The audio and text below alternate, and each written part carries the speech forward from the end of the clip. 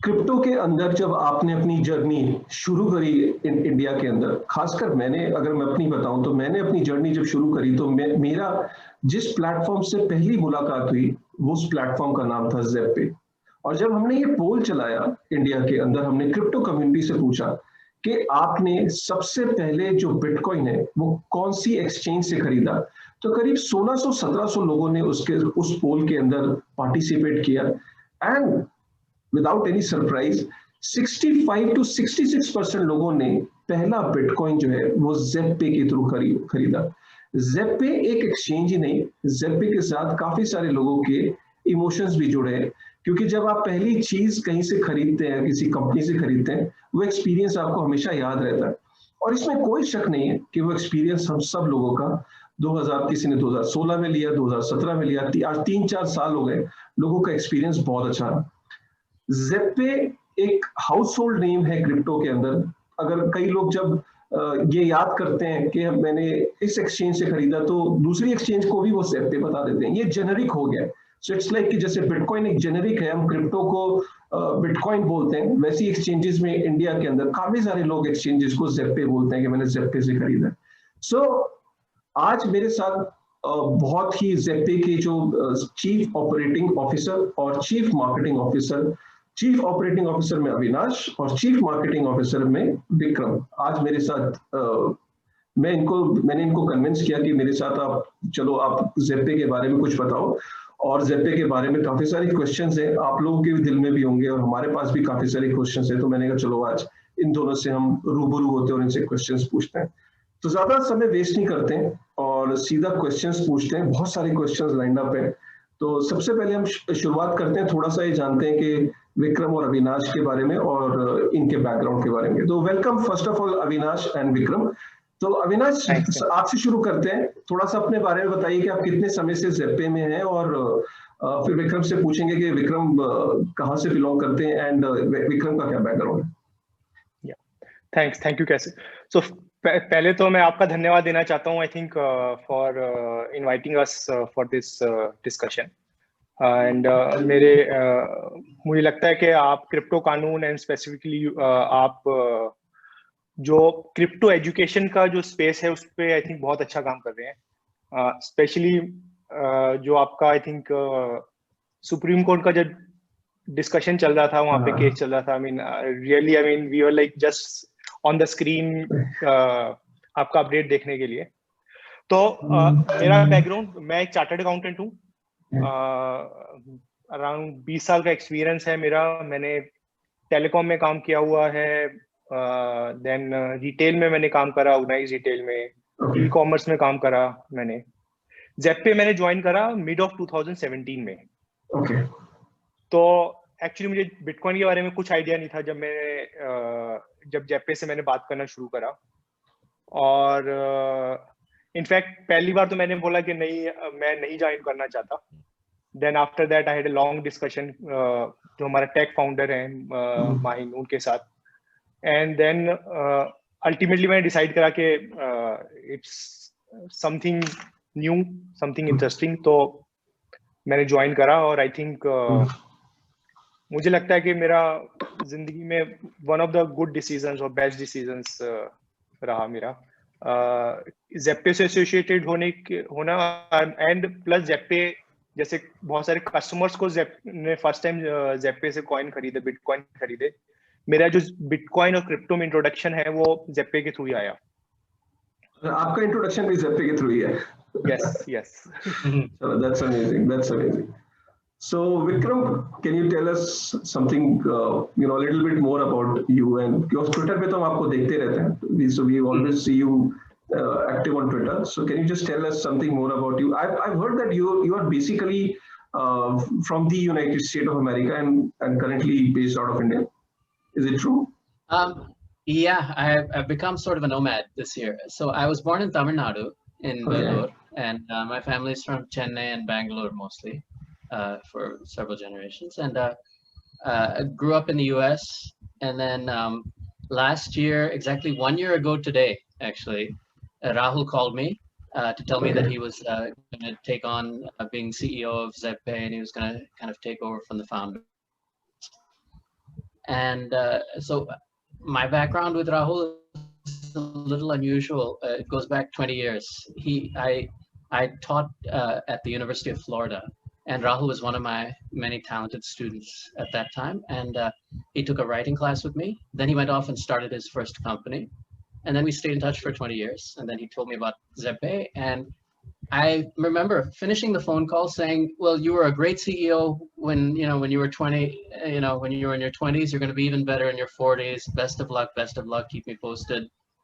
And I was about to do this. And he said, wait. That's not why I called you. He said, do you want to be CMO? And that's how I got here. So, and I've been in Mumbai and Ahmedabad all year. I went back to the States for a little while. And then with COVID and everything, it made more sense for me to be here. And honestly, it's kind of like a dream. I wanted to spend a long time in India and really kind of feel at home here. And I've been in 7 different hotels 2020, but having really just one of the great adventures of my life. It's been wonderful. That's amazing. That's amazing. So let's begin with Avinash. Avinash, जो सबसे पहला question है जो community के अंदर जो सबसे पहला जो जब ज़ेप्पे इंडिया से गया और ज़ेप्पे जब इंडिया में वापस आया तो जो क्वेश्चन जो सबसे पहले दिमाग में घूमता है वो ये कि पहले वाले ज़ेप्पे में और अब जो ज़ेप्पे है उसके अंदर क्या डिफरेंस है, राइट? और क्या ज़ेप्पे की मैनेजमेंट में भी कोई चेंज आया है? जो मतलब अब जो ज़ेप्पे वापस आया इंडिया में तो क्या कोई मैनेजमेंट के अंदर चेंजेस हैं या वही पुरानी मैनेजमेंट है ज़ेप्पे की जो पुरानी मैनेजमेंट होती थी? और अब जो नई मैनेजमेंट है उसमें कौन कौन लोग हैं, अगर आप थोड़ा सा ही बता सकें हम। तो पहले मैं बोलना चाहूंगा कि ज़ेप्पे की मैनेजमेंट नहीं है, बट ज़ेप्पे वही पुराना ज़ेप्पे है बेसिकली। तो हमारे बहुत सारे की पीपल जो पहले थे आज की डेट में है, जो टेक्नोलॉजी है वो भी आज की जो पुरानी है। एंड मुझे लगता है कि सीनियर मैनेजमेंट में मैं एक जो पहले भी था अभी भी हूँ। पहले ज़ेप्पे 1.0 एज यू कॉल इट, उसमें मैं फाइनेंस देखता था, मैं CFO था उस कंपनी का। अब एक्चुअली ज़ेप्पे 2.0 में मेरे रिस्पॉन्सिबिलिटी बढ़ गई हैं, मैं CEO बन गया हूँ, chief operating officer. So there is a continuity there. नई मैनेजमेंट में ऑब्वियसली आपको पता है राहुल पगड़ीपति वो CEO है कंपनी के। He has a long history. I mean वो पिछले कई सालों से क्रिप्टो में जुड़े हुए हैं। आई थिंक उन्होंने पहला अपना बिटकॉइन जो खरीदा 2013-14 में खरीदा, जो मतलब क्रिप्टो इंडस्ट्री में it's like very long back. Plus आपने अभी विक्रम से मिले, he is chief marketing officer of the company. So plus we है, हम लोग नए टेक पीपल आए हैं हमारी कंपनी में। ऑपरेशंस मैं देखना शुरू करा अब। So I will say the soul is, जो सोल है वो पहले वाला ही है, but the body is new so to say. Plus एक और चीज मैं बोलना चाहूंगा कि हम लोगों ने इंडिया में ट्रेडिंग बंद करी, बट एक चीज जो हमने नहीं बंद करी एंड आई थिंक वो काफी इंपॉर्टेंट है कि फॉर दीज 2 years जो कस्टमर की क्रिप्टो है जो है वो हमने पूरे पीरियड में सेव करके रखे। मतलब आज की डेट में भी जो कस्टमर की जो क्रिप्टो है वो हमारे पास सेफ है। सो वो हमने बंद नहीं किया वो काम, ऑल्दो हमको कोई उसका रेवेन्यू नहीं मिला, बट हमने वो काम बिकॉज हमने सोचा कि वो हमारी रिस्पॉन्सिबिलिटी है, तो वो हमने काम कभी बंद नहीं करा। How many wallets is that, Avinash? हाँ, 1 lakh, 2 lakh. How many wallets? How many accounts did we keep? Yeah. तो I may not be able to share exact number, but 5 figure में है, मतलब 1 लाख से ज्यादा है। तो आप ये कह रहे हो कि जो ज़ेप्पे 1.0 जो पुरानी ज़ेप्पे थी वो उसके जो फाउंडिंग मेंबर्स थे वो अब इस ज़ेप्पे में नहीं है? हाँ, वो नहीं है, इससे वो नहीं है, वो एग्जिट कर चुके हैं। जो ज़ेप्पे 1.0 के जो फाउंडिंग मेंबर्स थे, अब जो है वो ज़ेप्पे के जो नए मेंबर्स है, जो नई टीम है, जो नई फाउंडिंग टीम है, वो राहुल है, राइट? और जो ऑब्वियसली जो जेप्टे के पुराने एम्प्लॉइज थे जैसे कि आप हो और टेक्नोलॉजी में और टेक सेक्टर में, वो आज भी कुछ लोग कंटिन्यू करें और काफी सारे नए लोग भी आए, राइट? हाँ जी, हाँ जी। बट जो फाउंडिंग टीम है वो अब वो नहीं है जो पुरानी फाउंडिंग टीम नहीं है, राइट?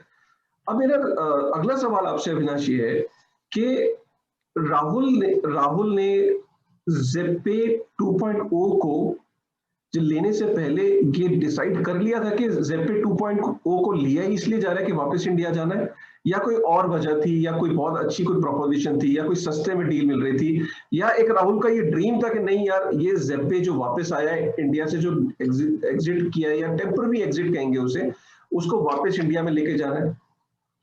तो एक्चुअली आई थिंक जो बिगेस्ट जो सबसे बड़ा रीजन था कि Rahul believes in crypto. He is like तो वो इंडिया में दोबारा लॉन्च करना चाहता था उस टाइम। और जब एक्चुअली राहुल ने जब ये डील करी, आई थिंक दिसंबर 2019 जनवरी 2020 के पास तब कोई सुप्रीम कोर्ट का डिसीजन नहीं था। मतलब ऐसा नहीं था कि अभी हमको नहीं पता था कि सुप्रीम कोर्ट का डिसीजन पॉजिटिव आएगा कि नेगेटिव आएगा। बट राहुल ने बोला कि जो भी हो मुझे ये बिजनेस इंडिया में दोबारा चालू करना है। तो हम लोगों ने एक्चुअली जनवरी में अनाउंसमेंट किया था कि हम लोग दोबारा चालू कर रहे हैं इंडिया में बिजनेस। तो आई थिंक मुझे लगता है कि मोस्ट इम्पॉर्टेंट फैक्टर जो है वो राहुल का कन्विक्शन है दैट ही बिलीव्स के क्रिप्टो में, बिटकॉइन में, and second he basically really wants to spread crypto kind of के ज्यादा लोगों में पहुंचाना चाहता है। ओके अविनाश, ये क्वेश्चन बड़ा इंपॉर्टेंट है जो मैं अगला आपसे पूछने जा रहा हूँ, वो ये कि क्या जेप्टे की री एंट्री आसान रही?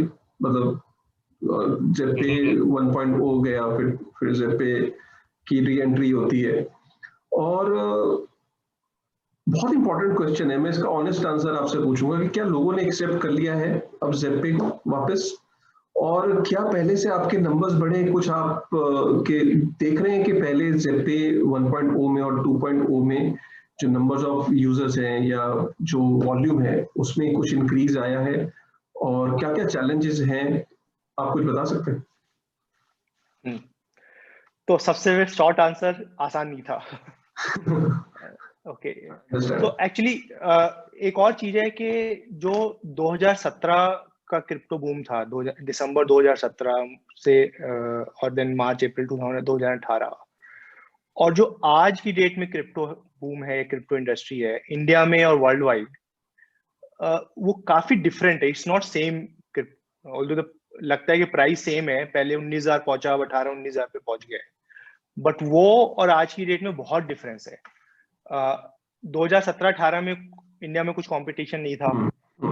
आज की डेट में we have very good players. WazirX है हमारा, BitBNS, CoinDCX, काफी अच्छे कॉम्पिटिटर हैं, वो बहुत अच्छा काम कर रहे हैं सारे कॉम्पिटिटर। दूसरा, जब हमने दोबारा चालू करा तो हमने 18 महीने के गैप के बाद चालू करा, तो सिर्फ कस्टमर, ऑब्वियसली कस्टमर का तो जेन्युइन रीजन था ही कि भाई आप छोड़ के चले गए यहाँ से, और how can we trust you again basically. एक वो चैलेंज था कि कस्टमर को हम कैसे कन्विंस करें कि हम पे ट्रस्ट करें। दूसरा चैलेंज था कि एज एन ऑर्गेनाइजेशन जो हम 18 महीने से काम नहीं कर रहे थे, तो वो जो ऑर्गेनाइजेशन स्ट्रेंथ थी वो भी एक तरीके से कम हो गई थी। काफी लोग छोड़ के चले गए थे, जो प्रोसेसेस पहले होते थे वो नहीं थे। तो हमारी जो दो बिगेस्ट जो चैलेंज थे वो थे, एक तो कस्टमर को कन्विंस करना और दूसरा ऑर्गेनाइजेशन को बिल्ड करना। आई मीन, जब मुझे याद है जब हमने दोबारा चालू करा तो KYC करने में हफ्ता 10 दिन लग जाता था। डिपॉजिट, जो फिएट डिपॉजिट, जो फिएट विड्रॉल वाला जो प्रोसेस था वो बहुत अच्छा नहीं था। मतलब काफी ज्यादा टाइम लगता था कि कस्टमर ने डिपॉजिट करा मेरे बैंक अकाउंट में पैसा, और मैं उसको क्रेडिट देने में मेरे को कई बार 1 दिन, 2 दिन, 3 दिन लग जा रहे थे। इवन जो अगर कस्टमर को पैसा निकालना है उसमें टाइम लग जा रहा है।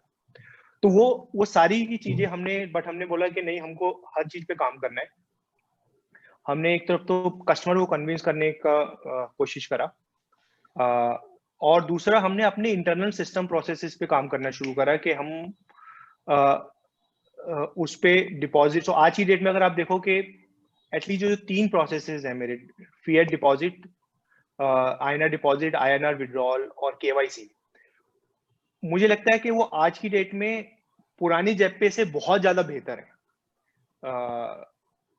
लेकिन वो रिक्वायर्ड है क्योंकि वो कस्टमर के एक्सपेक्टेशन बढ़ा है, कंपटीशन बढ़ा है, टेक्नोलॉजिकल इंप्रूवमेंट्स हुई हैं,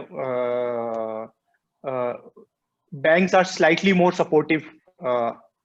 तो मुश्किल था, बट हमने आई थिंक काफी हद तक हमने आई थिंक उसमें सक्सेस मिली है हमको। कस्टमर हमारे वापस आए हैं काफी कुछ। हमारा जो ट्रांजैक्शन लेवल है वो कंपेरेबल है जो हम जब छोड़ के गए थे उससे। आपको अंडरस्टैंड करना पड़ेगा कि उस टाइम डिफरेंस ये था कि हम सबसे बड़े प्लेयर थे, आज की डेट में हम 1 of 4 प्लेयर। उसके बावजूद लेवल मैच कर रहा है, मैच कंपेरेबल है, इसलिए आई एम नॉट सेइंग कि वो भाई के बढ़ गया है बहुत ज्यादा, उससे कंपेरेबल है, मतलब बहुत ज्यादा डिफरेंस नहीं है। That's great. तो I mean, इतने गैप के बाद आप वापस आए और इतना मैच कर ले जाना, it's like हाँ जी। दूसरा ऐसे कि जो इंडस्ट्री भी बढ़ी है, मतलब आज की डेट में जो पार्टिसिपेशन है, मतलब वो पार्टिसिपेशन पहले वाला नहीं है। पहले बहुत कम पार्टिसिपेशन था जब 19,000 पे प्राइस था। आज की डेट में पार्टिसिपेशन काफी ज्यादा है लोगों का, जब 19,000 पे दोबारा प्राइस आया है। अच्छा, तो नंबर ऑफ रजिस्ट्रेशंस भी बढ़े, नंबर ऑफ यूजर्स प्लेटफॉर्म पे बढ़े हैं? Do you see there is an increase, जैसे आपने बोला इंटरेस्ट बढ़ रहा है स्पेस में? हाँ, तो नंबर ऑफ यूजर्स रजिस्ट्रेशन हमारे रेगुलरली हो रहे हैं। Number of users again I am saying के बढ़े तो नहीं बोल सकते, बट कंपेरेबल है, मतलब जितने हम पहले करते थे वो काफी कंपेरेबल है। प्लस एक और चीज है, हमारे जो कस्टमर है ना उसका प्रोफाइल थोड़ा डिफरेंट है। हमारा जो कस्टमर है वो हॉडलर ज्यादा है, मतलब खरीद के रखने वाला। मतलब वो उस तरह का नहीं है कि, मतलब उस तरह के भी हैं मतलब, बट लेकिन जो हॉडलर वाला है, जो खरीद के रखने वाला कि भाई मेरे को 2-3 साल 4 साल 5 साल तक नहीं देखना है उसको, उसका रेशो ज्यादा है हमारे, मुझे लगता है कि as compared to others. Okay. अच्छा, अगर हम ये बात बोलें कि ज़ेप्पे सिर्फ इंडिया में ही ऑपरेट कर रहा है या और भी काफी सारे देश है जहाँ पे ऑपरेट कर रहा है? तो हम लोग बाकी जगह भी ऑपरेट कर रहे हैं। ऑब्वियसली लीगल एंटिटी डिफरेंट है वहां पर। वहां पे जो फॉर एग्जांपल हम लोग ऑस्ट्रेलिया में काम कर रहे हैं, बट ऑस्ट्रेलिया में जो ज़ेप्पे काम कर रहा है और जो इंडिया में जो लीगल एंटिटी है ऑब्वियसली डिफरेंट है, बिकॉज रेगुलेशंस आर देयर उसकी वजह से। बट हम लोग ऑस्ट्रेलिया में काम कर रहे हैं, हम अदर कंट्रीज में भी लॉन्च करने की कोशिश कर रहे हैं ज़ेप्पे को, बट एप्रोप्रिएट लीगल स्ट्रक्चर जो भी वहां पर है उस हिसाब से। Vikram, my next question is to you. What is the mission of Zetpay? Right. So I want to know that, and how important is India for Zetpay, and how do you see the future of Zetpay in India, right? And when are we going to see a native token of Zetpay? Because that's $1 million question everybody wants to know. And I think we'll be the first platform to actually tell people that the answer to that question, because many people have got this question in their mind that when we are going to see the native token of Zetpay. The zebra token, the zebra token. Yeah, so but I'll keep talking until Avinash tells me to stop. So no, So first of all, India. Zetpay was born in India. Our videos, we always put "Made with Love" in India. Rahul's born in the US, but he chose, even before he finished college, to come and live in Hyderabad for years, building a business here. He's created hundreds of jobs in India, and I was born in India, and we feel this tie personally. The company is Indian and always will be. Our heart's here, our customers are here, our mission is here. And can we still be a global company along with that? Yes, I think the next decade is going to be a turning point in which a lot of Indian companies are going to remain Indian in their business model, their management philosophy, their ethos, but be global players with their Indian roots intact. And that I think is going to be good for the world, because Indian values, Indian business ethics, Indian ideas. I mean, India's historically been the great innovator. We invented zero, we invented steel, we invented, you know, the numeric system that the world uses, all these things. So there's no reason why Indian companies can't once again take the lead in a lot of ways. I hope ZebPay is one small part of that. But yeah, our roots will always be here. As for our mission, it is, I mean, it's really tied to Bitcoin's mission. And Bitcoin was invented not to be just something that you can speculate on, you know, buy low, sell high, make some money, and then pull it back into fiat. Bitcoin was made to solve problems like poverty, inequality, lack of opportunity, middlemen who come in and take fees for doing things. It ultimately ends up sucking money out of the wallets of the poor, the middle class. So there are systemic problems in our current system of capitalism, and they're only going to, we're going to see even more of it post-COVID, with central banks printing so much money that you know, that inflation is going to hurt the poor. Bitcoin being inflation-proof, people should have an opportunity to have this, and other blockchain-based services. Rahul was a healthcare entrepreneur for 20 years. He's built, you know, some of the largest healthcare companies, you know, one of the largest private health insurance companies, the largest in the US. So if he can, he wants to take his knowledge about blockchain and his knowledge about health insurance and those systems, and use that, put them together to bring blockchain-based services of a larger variety. Not just trading, we want to create wealth building investment platforms so that people have like a Bitcoin SIP, you know, 100 rupees a day, 300 rupees a week, whatever you can afford. Keep putting it away and then let it grow. Don't keep selling it and trying to take it out. Let it go. Rahul keeps saying, and I believe him, and if you, I'm a technical analyst in terms of my trading strategy. If you look at the price charts, Bitcoin will go to 1 crore in 2030. It's quite likely.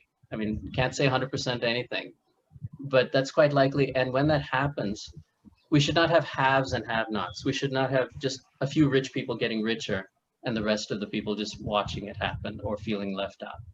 So if ZebPay can perform the mission of bringing that opportunity to people, so that blockchain-based services of various kinds, and the opportunity to take whatever your extra income is and put it into an inflation-proof asset that is growing, so that long-term, this is how people build wealth.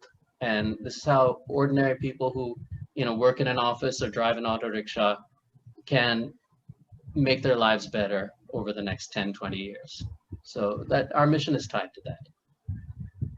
As for the you asked about Brave, yeah, right? Native token of native token, Zebra token. Yeah, you know, everybody seems to have a token, but we're going in the direction of non-fungible tokens, NFTs, which are unique digital collector's items, or unique digital works of art, or even it can be, we believe, a unique digital utility token, something that performs a function for the person who holds it. And our belief is that NFTs may eventually become even a larger market than fungible tokens, the ordinary coins that people are, you know, used to. So we're working on something in those lines. I think maybe I should stop saying anymore, but watch for more news coming early in 2020. I think a lot of people have got that idea because people were very excited. 15, 20 days back, I guess, you had launched a series of NFTs in your Telegram group. I think on Twitter also I was seeing that. So there was this lot of excitement already, and there's this buzz that ZebPay might come, you know, in NFTs. And I think after having a discussion with you, I think it's quite unique. I think it'll be one of those first initiatives if we see an NFT exclusively by ZebPay.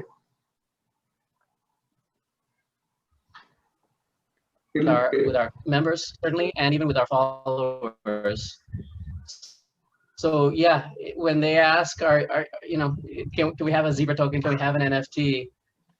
It's very hard for us to keep Rahul from talking. So we've given up trying to have him keep any secrets. So yeah, we are working on it, and our members are going to be the first to know. You, Kashif, will be the very next one to know, and then the rest of the world will know. I want my own self to be the first to have that NFT. You know, how I can buy it, from where I can get it. I'll be very excited. Because I also believe that NFTs are quite important, and they are going to, so it's like NFT is something that they can be used for various things in future. They have a real utility as well, and also, if somebody has got a value and he wants to store in the form of NFT, I mean, suppose if I'm good at art or I'm good at something, and if I can suppose store it in a form of NFT, that NFT is exclusive to me and nobody can copy it, and it is like in future the value will continue to increase. Well, in a world where your data is constantly being sold and information is constantly being kind of pulled away from the rightful owner, technology that allows you to actually have proof of identity, proof of that this is the authentic one and this is not the authentic one. That kind of technology is something the world really needs. So absolutely. So that's amazing. Good to hear that. My next question is to Avinash. Avinash, क्या है कि सारी exchanges एक जैसी लगती हैं. अगर कोई नॉर्मल बाहर से कोई देखता है, उसको वो ऑर्डर बुक दिखती है, उसको दिखता है कि ठीक है यहाँ पे बाय सेल, और प्राइस में भी आपको बहुत ज्यादा डिफरेंस नहीं रहा. पहले क्या होता था, एक्सचेंजेस में अलग अलग प्राइस दिखते थे, तो मेरे को लगता था कि चल यार यहाँ सस्ता है, यहाँ महंगा है. अब तो हर एक्सचेंज पे ऑलमोस्ट प्राइसिंग भी सेम ही दिखती है ऑलमोस्ट. तो मुझे अगर कन्विंस करना है आपको कि ज़ेपे के अंदर ऐसे कुछ फीचर्स बता के कि जो डिफरेंट हैं और एक्सचेंजेस से, तो आपको लगता है कि ज़ेपे के ऐसे कौन से फीचर्स हैं आप बता सकते हैं जो थोड़े से यूनिक हैं ज़ेपे के साथ और वो डिफरेंट है, जो उसको यूनिक बनाते हैं प्लेटफॉर्म को? तो एक्चुअली एक तो आपने सही बात करी कि जो अब जो क्रिप्टो और बिटकॉइन जो एक्सचेंज वाला बिजनेस है वो कमोडिटी बिजनेस बनता जा रहा है. डिफरेंशिएशन जो है बहुत कम है. बट लेकिन इसमें एक चीज और है कि बिकॉज ऑफ कंपटीशन भी ज्यादा है, तो आपस में लाइक चैलेंज होता है कि कोई नई चीज लेके आता है, फिर उसका कोई और वही चीज लेके आ जाता है. आपका कंपटीशन कोई नई चीज लेके आता है, आपको लगता है कि बहुत अच्छा है, तो आप उसको रेप्लिकेट करने की कोशिश करते हैं. तो ये जो है कंटिन्यूड लाइक है, मतलब कि ये चलता ही रहेगा. आज की डेट में अगर मैं बोलूं तो मुझे लगता है कि 3 चीजें हैं. एक चीज एक्चुअली जो हम ऑलरेडी कर रहे हैं आज की डेट में, स्पेशली इंडियन एक्सचेंजेस में, कि हमारे पास हमने लास्ट मंथ इम्प्लीमेंट किया था स्लैब वाइज ट्रेडिंग फीस, कि आप जितना ट्रेडिंग करोगे आपकी ट्रेडिंग फीस उतनी कम हो जाएगी. तो जैसे हमारा अभी जैसे जो रैक रेट है वो 0.1% आई थिंक 0.15% है हमारा, अगर आपको बाय करना है. हाँ, and we also have a 0.06 VIP feature. सो अभी जो हमारा रैक जो पहला वाला रेट है वो 0.115% है. अगर आपको ज्यादा ट्रेड करते हो आप और वो कम होता जाता है, जो लोएस्ट रेट है हमारा 0.06% है. ओके, तो बेसिकली उससे क्या फायदा होता है कि जो कस्टमर्स है, 2 अलग अलग तरह के कस्टमर है. कुछ कस्टमर्स हैं जो बाय करके सिर्फ रखना चाहते हैं, कुछ कस्टमर है जो आर्बिट्राज या like day trader type of, तो हम लोग उनको हेल्प करने की कोशिश करते हैं उसमें. आई थिंक मुझे लगता है इंडिया में अभी इंडियन एक्सचेंजेस में कोई नहीं कर रहा है ये. दूसरा जो हम चालू करने वाले हैं अभी, आई थिंक हम लोग 15 फरवरी 15 जनवरी या एंड ऑफ जनवरी तक हम लोग सोच रहे हैं शुरू करने के लिए, कि हम लोग अपने कस्टमर्स को ऑप्शन देंगे कि वो अपने जो उनके बिटकॉइन हमारे पास रखे हैं उसके ऊपर कुछ अर्न करना का ऑप्शन देंगे, कि वो कुछ मंथली और एनुअल रिवॉर्ड वो कुछ अर्न कर सकते हैं उसके ऊपर. क्योंकि जैसे मैंने आपको बोला कि हमारे डिस्प्रोपोर्शनेटली कस्टमर जो हमारे ऐसे हैं जो ट्रेडर नहीं है, जो मतलब जो बिटकॉइन खरीद के वो लॉन्ग टर्म के लिए रखना चाहते हैं. तो क्योंकि वो जब वो लॉन्ग टर्म के लिए रख रहे हैं तो हम उनको एनेबल करेंगे कि उसके ऊपर कोई कुछ पैसिव इनकम भी वो अर्न करें. वो वाला जो प्रोडक्ट इंटरेस्ट के फॉर्म में, मतलब जैसे इंटरेस्ट के फॉर्म में या क्रिप्टो के फॉर्म में? क्रिप्टो के फॉर्म में। तो मतलब उसको मतलब क्रिप्टो में ही मिलेगा एक्चुअली। मतलब उसको ऐसा नहीं कि उसको मतलब जैसे आपका 1 बिटकॉइन है और मैं आपको मान लो 5% देता हूँ, बोलता हूँ रिटर्न कि भाई कि 5% आपको रिवॉर्ड में या फीस मिलेगी, तो 0.05 बिटकॉइन आपको मिलेंगे। तब ऑब्वियसली वो आपको बिटकॉइन का तो रिस्क ले ही रहे हो, बिटकॉइन का प्राइस ऊपर जा सकता है, नीचे जा सकता है। तो वो हम प्रोडक्ट चालू करना का सोच रहे हैं। आई थिंक अभी हमारा टारगेट है 15 जनवरी का। ऑब्वियसली विक्रम की टीम उस पे ऑन कम्युनिकेशन साइड काम करना शुरू करेगी अब। थोड़ा सा डिले हो सकता है, may be 3rd week of January और 4th week of January. And last obviously जो विक्रम ने काफी डिटेल में बताया about NFT, so that is I think हम लोग सोच रहे हैं। But I said that it is like continuous process. I mean हम लोग बहुत सारी चीजें आज की डेट में सोच रहे हैं जो मे बी 3 महीने की पाइपलाइन में है, 2-3 महीने में आएंगी। तो एक और जो सबसे हम लोग, क्योंकि क्रिप्टो कानून के पास बहुत सारे ईमेल्स आते रहते हैं related to law and security of crypto से रिलेटेड, काफी सारे लोग ये भी पूछते हैं कि कौन सी एक्सचेंज सर आप सजेस्ट करो, कौन सी अच्छी, जो कि हम ऑब्वियसली सजेस्ट नहीं करते हैं बिकॉज बट हमने ये देखा कि उनको जो प्राइमरीली जो क्वेश्चंस होते हैं ना काफी सारे लोगों के, वो ये कि कौन सी एक्सचेंज सेफ है फर्स्ट ऑफ ऑल, दूसरी ये कि अगर कोई एक्सचेंज हैक हो जाए सर तो क्या वो मेरे फंड्स वहाँ इंश्योर्ड होते हैं, मतलब मेरे फंड्स वहाँ सेफ है कि नहीं, और उनकी इंश्योरेंस होती है कि नहीं होती। और तीसरी ये कि काफी सारे लोग ये नॉमिनी वाला फीचर पूछते थे, तो अब तो मेरे ख्याल सभी के पास है, शायद आपने भी नॉमिनी का फीचर ऐड कर दिया है। लेकिन एक क्वेश्चन ऐसा है जो काफी सारे लोग पूछते हैं जिनका आंसर आज तक नहीं मिला है और लोग तलाश में हैं उस आंसर के। उसमें आप लोगों का क्या कहना है कि जो अनक्लेम्ड क्रिप्टो होता है काफी समय से, जो ऐसा होता ही होगा कि क्योंकि आप भी इतने समय से बिजनेस में, जरूरी नहीं है कि आज सारे लोग जिनके अकाउंट थे वो आज इस दुनिया में, कुछ लोग हो सकता है इस दुनिया से जा चुके हो unfortunately, with all due respect, and कुछ लोगों को हो सकता है मेमोरी लॉस हो जाता है, कुछ लोग किसी के साथ एक्सीडेंट हो जाए, किसी कोई भूल जाए, राइट। तो ऐसे केस में जो क्रिप्टो आपके पास पड़ा है उसका आप क्या करते हो, और ज़ेप्पे कंप्लायंस के मामले में ऐसे मामले में कितनी सेंसिटिव है, और क्या सोच है ज़ेप्पे की ऐसे सिचुएशन में? तो इसमें एक्चुअली ये जो मुझे लगता है कि जो कॉन्सेप्ट है ना अनक्लेम क्रिप्टो का, आई थिंक ये कॉन्सेप्ट ही गलत है। मतलब कोई अनक्लेम क्रिप्टो कुछ होता नहीं है। Okay. जितना भी हमारे पास कस्टमर का क्रिप्टो है वो कस्टमर का ही क्रिप्टो है, चाहे वो आज आप पूछो या 3 साल पहले था या 5 साल या 10 साल बाद में होगा। वो जो क्रिप्टो है वो कस्टमर का क्रिप्टो है। अगर 5 साल 10 साल बाद भी कस्टमर आता है हमारे पास क्रिप्टो लेने के लिए, तो we will give that crypto to, it is safe with us. I mean हम लोग, जैसे मैंने आपको बोला कि हम जब इंडिया में बिजनेस नहीं भी कर रहे थे, ट्रेडिंग नहीं कर रहे थे, तो कस्टमर का क्रिप्टो तब भी हमारे पास सेफ था।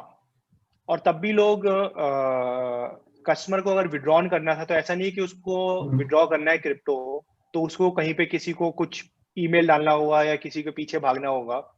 जो पहले प्रोसेस था विड्रॉल का जब हम इंडिया में बिजनेस कर रहे थे और जब हम लोग इंडिया में बिजनेस नहीं कर रहे थे, वो प्रोसेस एग्जैक्टली सेम था। आप उसी तरीके से जाके क्रिप्टो अपना विड्रॉ कर सकते थे हमारे सिस्टम से। और जैसे आपने बोला कि नॉमिनी हमने शुरू करा है, नॉमिनी फैसिलिटी ऑब्वियसली पहले नहीं थी, अब शुरू करी है हम nominee facility. Even unfortunate case में अगर किसी को मतलब डेथ हो जाती है, तो हमारे केस में एक्चुअली हमारे ऐसे भी केसेस आए हैं कि कोई आया कि मेरे फादर की डेथ हो गई है और मेरे उनका पैसा पड़ा हुआ था आपके पास, क्रिप्टो पड़ा हुआ था या INR पड़ा हुआ था, तो ऑब्वियसली उसमें थोड़ा डॉक्यूमेंटेशन थोड़ा ज्यादा हो जाता है, बिकॉज हमको श्योर करना होता है कि जो बंदा क्लेम कर रहा है वो ही है कि नहीं है, मतलब तो वो थोड़ा डॉक्यूमेंटेशन थोड़ा सा ज्यादा उसमें कॉम्प्लेक्स हो जाता है। बट उस केसेस में भी हम लोग सपोर्ट करते हैं, उस केसेस में भी हम लोग क्रिप्टो वापस करते हैं। और वो पहले भी हमारी पॉलिसी थी, आगे भी यही पॉलिसी रहेगी कि हमारे हिसाब से कोई भी ऐसा नहीं है कि अनक्लेम क्रिप्टो है। अब 10 साल बाद आओगे तब भी आपको आपका क्रिप्टो मिलेगा बेसिकली। अमेजिंग। मैं इसका एक जीता जाता उदाहरण खुद ही देता हूँ। मैं जब 2017 में जब खुद बिटकॉइन लिया तो एक फैमिली फ्रेंड्स होते हैं, तो एक आंटी थी, तो उन्होंने बोला कि पुत्र मेरे यार कुछ पैसे थे वो लगा दे कहीं। मैंने कहा जी मैंने तो लगाए हैं यहाँ पे, आप भी लगाना चाहोगे? बोलते हाँ लगा दे पुत्र, आई ट्रस्ट यू। तो मैंने उनको ज़ेप्पे के थ्रू बिटकॉइन खरीदा है। समहाउ मेरा उस शहर से ट्रांसफर हो गया, मैं उस शहर में नहीं रहा। फिर मैं जिस नए शहर में आया तो उनसे कम्युनिकेशन खत्म हो गया। अब 3 साल बाद उनसे फोन पे बात हो रही थी एक दिन ऐसे ही, तो उन्होंने मुझे रिकॉल कराया कि मैंने याद है एक बारी। मैंने कहा हाँ क्या हुआ उसका? कहते नहीं नहीं बस मैं तो तेरे को ऐसी याद दिला दिया, मेरे को तो पता भी नहीं है। वो फोन भी चला गया, वो ऐप भी चली गई, अब तो कंपनी भी चली गई होगी ना पुत्र 3 साल बाद। मैं कहा नहीं नहीं कंपनी तो है। मैंने कहा और आप टेंशन ना लो, आप बताओ ये बताओ नंबर आपका वही था जो उसमें रजिस्टर किया था? कहते हाँ वो नंबर तो वही है जो आज भी है। मैंने दोबारा से उन्हें ऐप डाउनलोड करवाई ज़ेप्पे की, और ओटीपी आया। जैसे ही वो उस अकाउंट के अंदर गए तो 50-55% से उनका पोर्टफोलियो बढ़ा हुआ। तो उनके मुंह से एक आवाज ये निकली कि ओए ये क्या हो गया, मैं तो पैसे यहीं पड़े। मैंने कहा कहीं नहीं जा रही कंपनी, ज़ेप्पे यही है, रिप्यूटेड कंपनी है, कहीं गलत जगह आपके पैसे नहीं डलवाए थे। वो इतना खुश हुई, उन्होंने मैंने उनको बोला कि निकाल लो आप इसमें से। बोलते नहीं अब ये पड़े रहने दे, मैं इसको होल्ड करती हूँ, जब इतने बढ़ गए तो आगे और भी बढ़ सकते होंगे। मैं कहा हाँ टेंशन ना लो, यही रखो आप, ये आगे और बढ़ जाएंगे।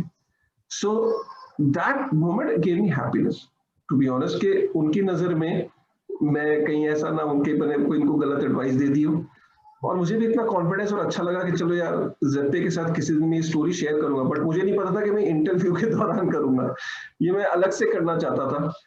These moments they make you feel good, and ये आपके लिए भी अच्छी चीज है। और आपको भी ऐसी स्टोरी जब सुनने मिलती है, आपने एक बड़े कॉन्फिडेंटली ये बात बोली ना कि 10 साल बाद भी कोई आएगा तो क्रिप्टो मिलेगा, तो ये बहुत बहुत बोल्ड स्टेटमेंट है, और ये कॉन्फिडेंस दिलाती है कि नहीं यार there is a company which believes in compliance, which believes कि यार जिसका जो क्रिप्टो है वो उसी का है और उसको वापस मिलना चाहिए। So that's a good news, good thing for the community. Vikram मेरा नेक्स्ट क्वेश्चन आपके लिए है।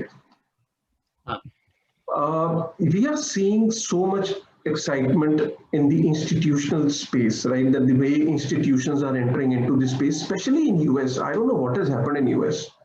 The way companies in US are entering into this space, like yesterday only we got to know that an insurance company is entering they've already invested, in fact not entering, they've already invested 100 million. Then Guggenheim has already invested. Grayscale is the way Grayscale is growing. The way bank charters are being issued to the crypto companies like Kraken, we recently got to know. And the stock exchange in Singapore is entering into a crypto exchange. Yeah.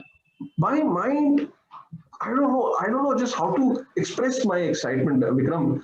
What is your take on this, number one, as a marketeer? And number two, though I will not call it as a Bitcoin price prediction because it is not safe. I don't give it myself, but still, where do you think that how these things will actually push Bitcoin to next level, and how soon we can see that?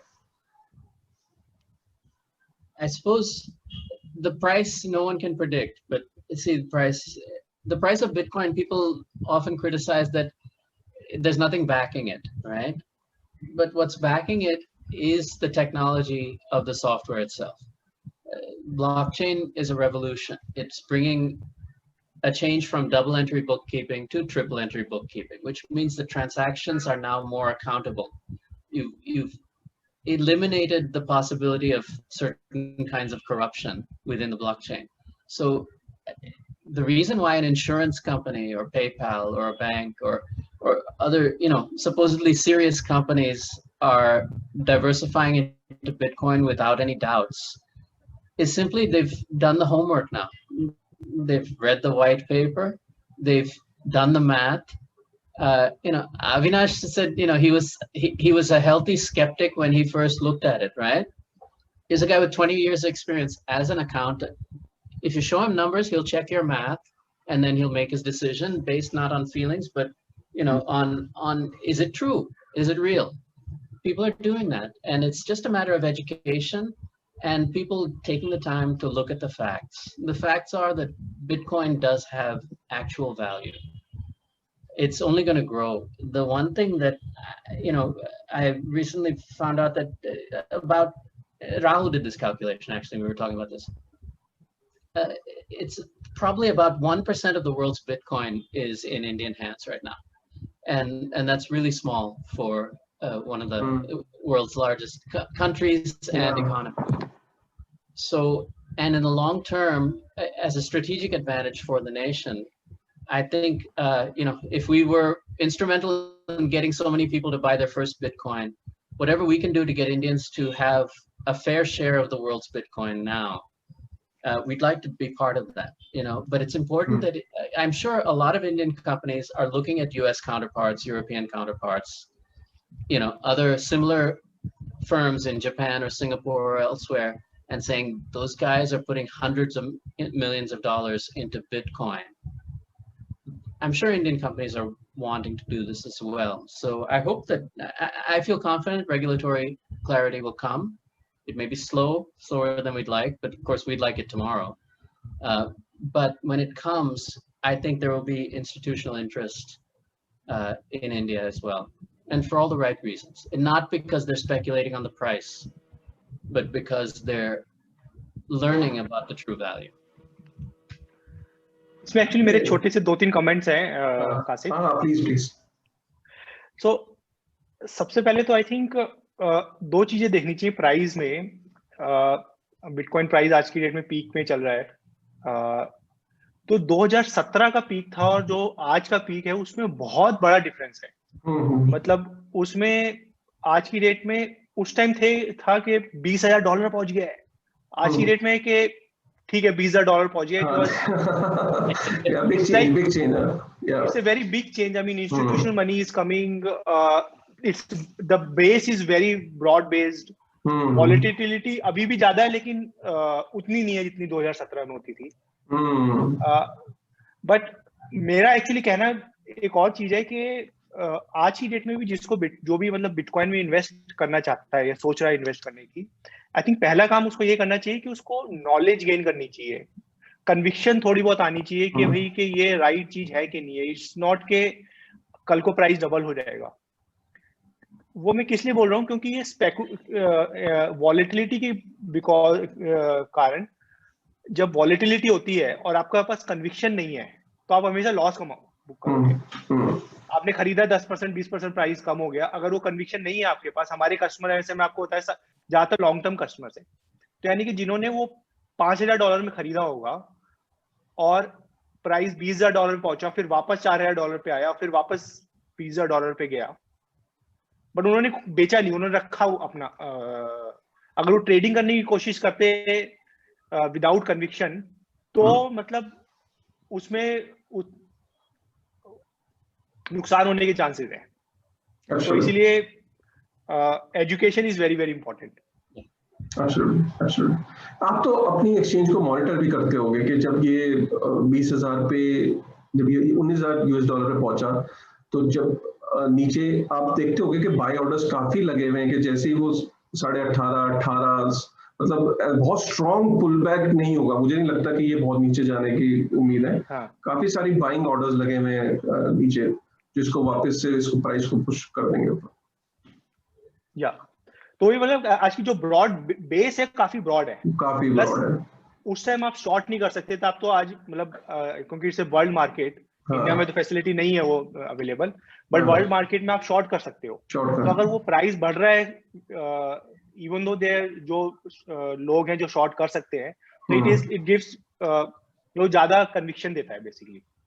Right.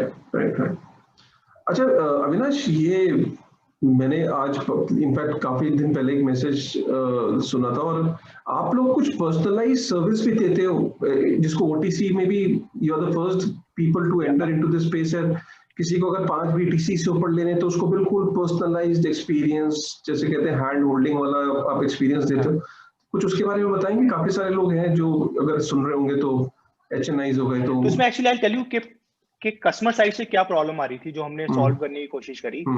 कि जैसे किसी को 5 bitcoin खरीदने हैं, ठीक है, अब अगर आप किसी भी एक्सचेंज में जाते हो, इंडियन एक्सचेंज में, मेरे एक्सचेंज में या किसी कंपटीशन वाले एक्सचेंज में, तो 5 बिटकॉइन अगर आपको जैसे प्राइस दिखाई दे रहा है 13 लाख 14 लाख रुपए, तो आप 14 लाख पे 5 बिटकॉइन नहीं खरीद सकते, आप 14 लाख पे मे बी 0.01 0.1 0.2 बिटकॉइन खरीद सकते हो। और प्लस उसमें फिर काफी टाइम लगता है, काफी एफर्ट लगता है उसको खरीदने में, ठीक है। तो हमको लोग कॉल करते थे कि मेरे को 5 बिटकॉइन खरीदने हैं या 5 बिटकॉइन बेचने हैं, बट हमारे पास कोई तरीका नहीं था कि उसको हम लोग उन कस्टमर्स को सर्विस कर सके। तो फिर हमने ये शुरू करा OTC बिजनेस, जिसमें हमने बोला कि ठीक है, हम आपको 5 बिटकॉइन बेचने या 5 बिटकॉइन खरीदने, आप मेरे पास आओ, इंडिकेटिव आपका क्या प्राइस, आपको क्या चाहिए बताओ, मैं आपको बताता हूँ कि what is available in the market. तो हम फिर सेलर से बात करेंगे। तो हम एक तरीके से बेसिकली जो काम एक्सचेंज में हो रहा है, जो ऑटोमेटिकली हो रहा है कि 0.1 बिटकॉइन का बायर एंड सेलर मैच हो रहे हैं, वही हम पर्सनलाइज सर्विस करके कर रहे हैं, क्योंकि वॉल्यूम इतनी ज्यादा है कि वो एक्सचेंज में उसका एग्जीक्यूशन हो नहीं पाएगा। तो और जरूरी नहीं हो इसी समय हो जाए, जैसे आपने बोला कि मेरे को 5 बिटकॉइन खरीदने हैं, तो मैं बोलूँ अच्छा ठीक है, आप मेरे को 10 मिनट दो, 15 मिनट दो, then I will call other customers के भाई के आपको बेचने हैं कि खरीदार है। So it's like that, it's वो पर्सनलाइज भी हो जाता है, और जो एक्सचेंज में काम हो रहा है वही ऑफलाइन एक तरीके से हो रहा है, बट इसमें वो ज्यादा कस्टमर पॉइंट ऑफ व्यू से ज्यादा कंफर्टेबल है, और ज्यादा उनको ज्यादा हेडेक लेने की जरूरत नहीं है बेसिकली। आई थिंक ये एक यूनिक सर्विस है आपकी, और कॉइनबेस और बाकी सब एक्सचेंजेस में, फॉरेन बाहर के एक्सचेंजेस में तो ये प्रोवाइड कर ही रहे थे सर्विस। आई थिंक इंडिया में अगर ये इसको इंस्टीट्यूशनली कहेंगे, 5 BTC आज की डेट में $1 लाख से ऊपर का काफी बड़ा वॉल्यूम, मतलब पैसे वाला, तो HNI और इंस्टीट्यूशंस के लिए I think you are eyeing that segment as well, मुझे ऐसा लगता है। तो I think it's a good initiative. Vikram, my next question to you is, I have seen that the size of your team has increased substantially in the past few days, in fact, past a couple of months.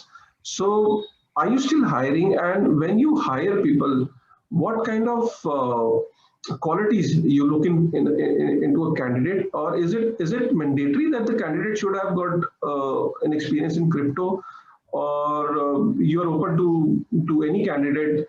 Provided that he or she should possess that quality which you are looking at? We are hiring, and we're always looking for talented people, but Rahul and the rest of us, we're very clear, you really should believe in Bitcoin. Everybody at ZepPay has some crypto. They're enthusiastic about it. We're constantly learning about it. Regardless of whether they're in admin or tech or customer service, whatever role they are, everybody's a believer. So even if you haven't been owning Bitcoin for several years, but when you apply for a job here, we do require everybody to show, we even have during the interview, we will quiz people, what do you know about Bitcoin? Tell us about Satoshi Nakamoto. What about blockchain? Describe a blockchain to me. If you do a good job on that, that is a great thing in the interview. So everyone has to show that. And the other thing is, we're trying to create a different kind of working environment. We respect other companies, but we want to do things a different way. There's a Hawaiian word called ohana, which Rahul loves. Ohana means family, like your extended family. It could mean the world, but it certainly means your community.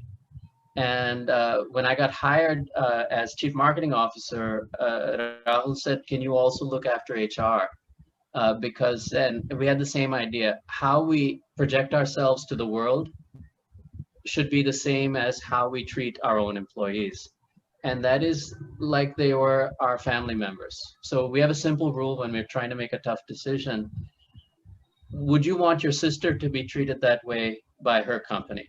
Would you want your uncle to be, given this policy by his company? If we say no, we'd never want that for our family member, we won't do it for our people.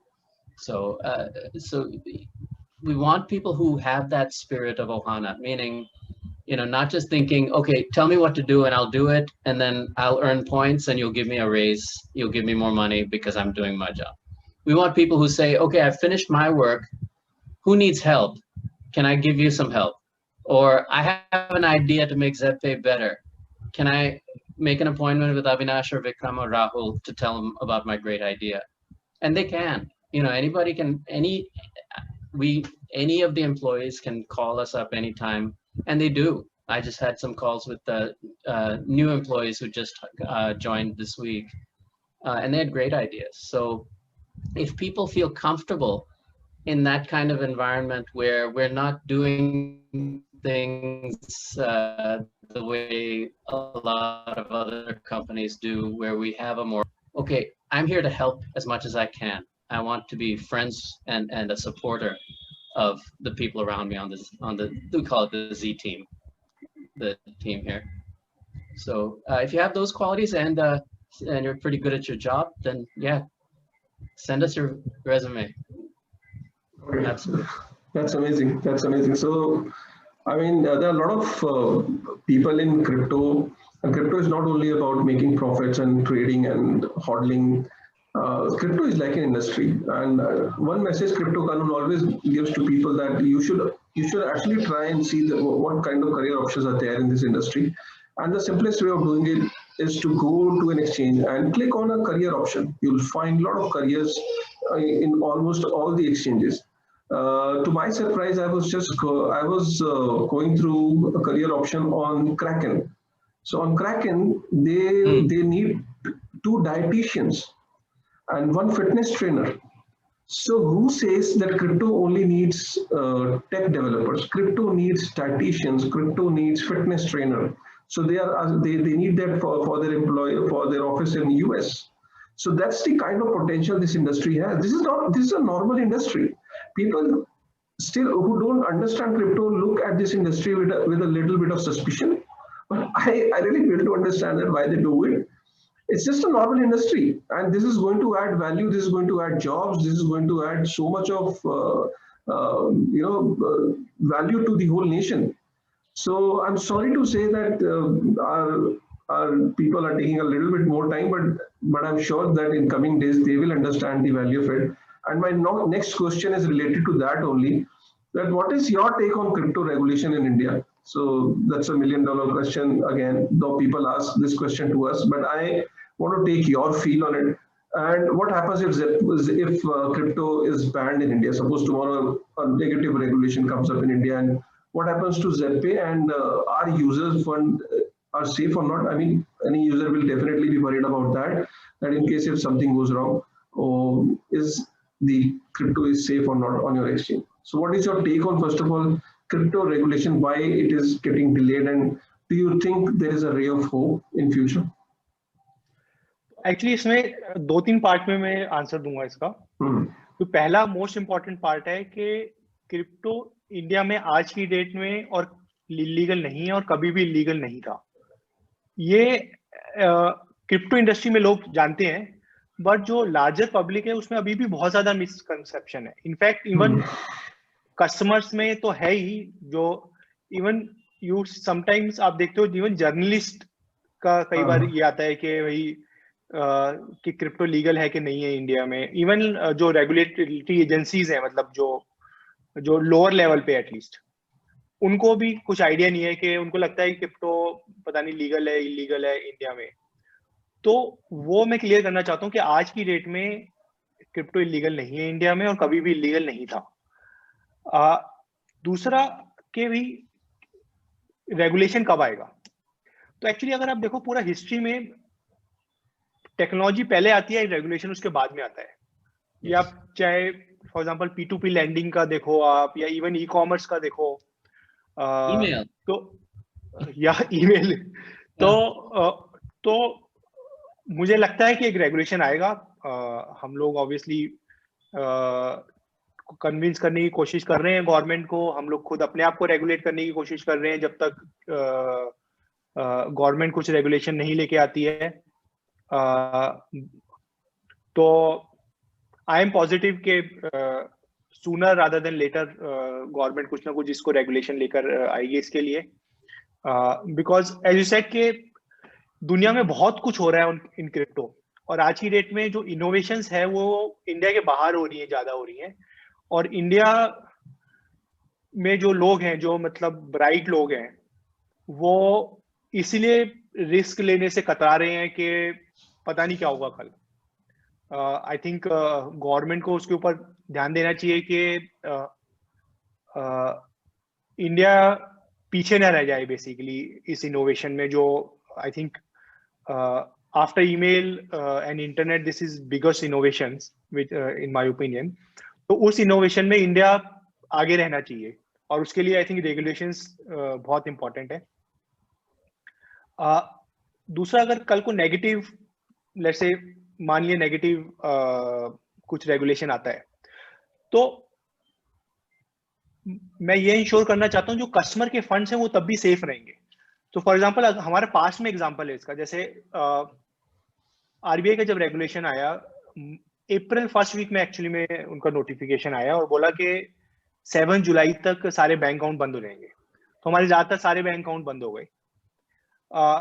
उस time भी हमारे पास customer का बहुत सारा पैसा था INR में, okay. और जब हमने इवेंचुअली सितंबर 2018 में बंद करा, हम लोगों ने बहुत ज्यादा मेहनत करी, उसमें बहुत ज्यादा हमने बैंक को कन्विंस करने की कोशिश करी। इवेंचुअली जो INR था एक कस्टमर का, हमने सबका पैसा वापस करा। ऐसा नहीं कि हमने कस्टमर को ये बोलने की कोशिश करी कि हमारे बैंक अकाउंट बंद हो गए हैं तो हम आपको पैसा वापस नहीं दे सकते हैं। उसमें हमने काफी एफर्ट करी कि हम कस्टमर का पैसा कस्टमर को वापस दें, और हमने दिया सारा का सारा पैसा वापस। तो मैं यही इंश्योर करना चाहता हूं कि कस्टमर का फंड, चाहे पॉजिटिव रेगुलेशन हो या नेगेटिव रेगुलेशन हो, हमारे पास जो कस्टमर का पैसा है, चाहे वो क्रिप्टो या INR हो, that is safe and we will give that money back whatever it takes. Amazing. So customers का पैसा जो है वो ज़ेप्टे पे अगर बैन होता भी है तब भी सेफ है, और ज़ेप्टे ने ये पास्ट में प्रूव करके भी दिखाया है, ये ज़ेप्टे का कहना है। तो हम लोग ऑलमोस्ट एंड पे हैं अपने इस इंटरव्यू के, और मैं लास्ट में जाने से पहले आप दोनों का थैंक यू बोलना चाहूंगा, अविनाश एंड विक्रम। और कोई मैसेज अगर आप देना चाहो, Vikram, if you want to give a message to the crypto community in India, if there is something which you really want to tell them. Well, you know, particularly your community, Crypto Kanuns community, there are people who, you know, they think deeply and thoughtfully about how to create prosperity for people, but at the same time, how do we protect people, you know? And so, and as Avinash said, the law already applies to us. It may not say the words crypto, but you know, we try to interpret the law and follow what we believe, you know, our duties, and above all, you know, protecting our members is the priority. So I just want to say thank you to everybody in your community, Kashif, because I've over the past year learned so much from just watching the conversations that take place. I think the Indian crypto community is filled with a lot of thoughtful people with ideals and a lot more interests than just taking quick profits on price fluctuation. They believe that, you know, blockchain and crypto can make India a happier, more prosperous place for a lot of people. And so I just want to say thank you, because it's been a wonderful and inspiring education for me. Thank you Vikram for these words, and thank you Avinash. और हम लोगों की कोशिश यही रहती है कि हम टाइम टू टाइम ऐसे मुद्दे, ऐसे इंटरव्यूज, ऐसे वीडियोस बनाते रहें जिससे आपको आपके डाउट्स क्लियर होते रहें, बिकॉज हम चाहते हैं कि आप ऐसे लोगों से भी मिले जो एक्सचेंजेस के पीछे जो चेहरे हैं और किस तरीके से वो दिन रात अपनी मेहनत से एक्सचेंजेस को बढ़ाने की कोशिश कर रहे हैं। वहाँ पे जो प्रेशर्स हैं, जो वॉल्यूम के, KYCs के और कंप्लायंस के जो प्रेशर्स हैं, वो वही लोग जानते हैं वो किस तरीके से उन प्रेशर्स को डील करते हैं, स्पेशली जब रेगुलेटरी क्लैरिटी नहीं है, स्पेशली जब कोई ऐसा स्पेसिफिक कानून क्रिप्टो को लेके नहीं है, तो और भी ज्यादा इनके ऊपर जिम्मेदारी पड़ जाती है। तो विक्रम और Avinash, thank you very much for your time. So I have like a last message before you go. Please, तो please. जो लास्ट में आपने क्वेश्चन पूछा, मैं एक्चुअली कस्टमर्स को ही बोलना चाहता हूँ कि जो कि फीडबैक देते रहें basically, positive feedback but more importantly negative feedback, because I think negative feedbacks makes us stronger, makes कि हम लोग कहाँ गलत कर रहे हैं, कहाँ पे हमको इम्प्रूव करना है। तो मेरी जो अपील है और रिक्वेस्ट है सारे कस्टमर से, जो भी हमारे कस्टमर्स हैं, कि चाहे वो टिकट्स के माध्यम से, ईमेल के माध्यम से अपना फीडबैक देते रहे। Very nice. I think feedback एक बहुत इंपॉर्टेंट चीज होती है, और मैं भी इसमें स्ट्रॉन्ग बिलीव करता हूँ। तभी हम टाइम टू टाइम लोगों से पूछते रहते हैं कि हमारा कोई प्रोग्राम या हमारी कोई बात उन्हें कैसे लगी। और आज भी मैं चाहूंगा कि इंटरव्यू ये हम खत्म कर रहे हैं, आप जब ये इंटरव्यू देख चुके हो तो अपनी राय, अपना कमेंट, अपनी फीलिंग कैसा लगा आपको, और ज़ेप्पे के बारे में आपको कुछ एक्स्ट्रा जानने को मिला कि नहीं, तो आप उसमें कमेंट कर सकते हैं। ज़ेप्पे को आप, अगर आप नहीं है तो आप नीचे दिए हुए लिंक को क्लिक करके ज़ेप्पे को ज्वाइन भी कर सकते हैं। और ज़ेप्पे में अगर आपके कोई जानने वाले हैं या कोई आप ज्यादा BTCs खरीदना चाहते हैं तो आप उनके OTC डेस्क का भी यूज ले सकते हैं, उसका भी लिंक, उसकी जानकारी नीचे दी हुई है। तो with this thought, thank you very much Avinash and Vikram, और हम आगे भी ऐसे इंटरव्यूज लेके आते रहेंगे। Thank you very much. Thanks, bye.